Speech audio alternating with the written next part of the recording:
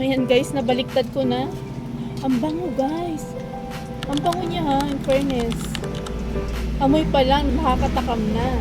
Siguro dahil dun sa sa ube at cheese. Ube cheese toran, ang sarap guys. Itsura pa lang. Ay nako guys, kung ako sa inyo, pag may store din kayo, isama nyo to. So, kwentahin nyo lang yung nagastos nyo.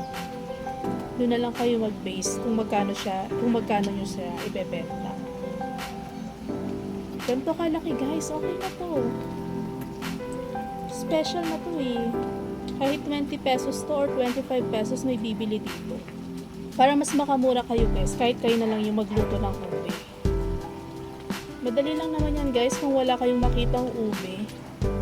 Yung anong gawin nyo, yung kamote na violet. Or kung walang violet, yung yellow, pwede naman. Gumamit na lang kayo ng yung ube flavor. And then yung condensed milk na ube din. Kasi yun yung ginagawa ko guys, kung mapapanood nyo yung mga vlog ko. Ayun yung ginagamit ko. Actually, meron akong naka-upload ngayon na ube flan. Nandun din yung paano ko ginagawa yung ube. Mas makakamura kayo guys.